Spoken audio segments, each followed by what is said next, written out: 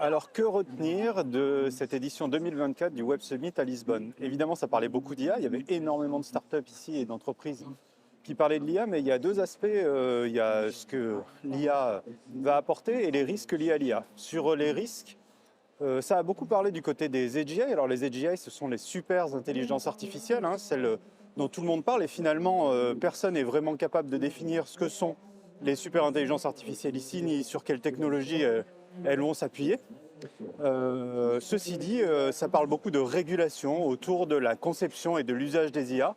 Et finalement, le sujet qui passe un petit peu en second plan, c'est celui de la consommation de l'énergie de ces intelligences artificielles. On sait qu'elles consomment 10 à 100 fois plus que le digital actuel.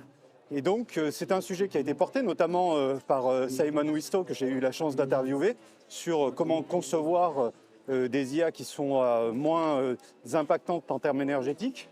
Mais le sujet est peu abordé. Et en fait, finalement, quand il est abordé, c'est plus sur la question, si les IA ont besoin de plus d'énergie, comment produire plus d'énergie pour pouvoir les alimenter? Parce qu'évidemment, il y a une question de business derrière avec ces intelligences artificielles. Alors, le business, parlons-en, parce que finalement, tout le monde parle d'intelligence artificielle, tout le monde crée des startups autour de l'intelligence artificielle, mais le sujet un petit peu sous-jacent ici, c'est que on ne voit pas réellement, notamment sur les IA génératives, on ne voit pas réellement de business model qui émerge et qui soit rentable. L'IA est censée nous rendre plus efficients, nous rendre productifs, mais aujourd'hui, en fait, la réalité, c'est qu'elle consomme beaucoup, elle coûte très cher, et finalement, elle ne rapporte pas grand-chose. Donc on est sûrement en train d'assister à une bulle spéculative qui risque d'exploser dans les prochaines semaines et prochains mois, ce qui ne veut pas dire qu'il n'y aura rien que va apporter l'IA, et notamment un sujet qui revient ici, c'est que cette IA, même si on en parle beaucoup en termes d'impact, c'est aussi un des éléments qui peut nous aider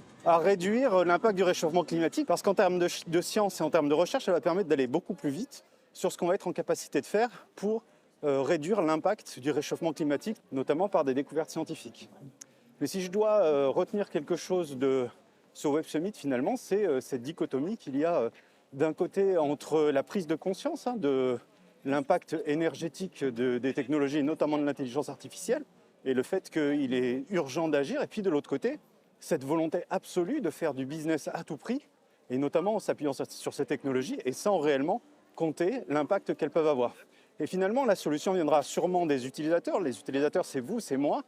Par notre usage et par nos exigences envers les concepteurs de ces IA, c'est aussi nous qui orientons la façon dont on veut qu'elles soient utilisées demain et l'impact qu'elles vont avoir sur l'environnement. Et finalement, le meilleur moyen d'être informé, c'est d'aller sur les innovateurs.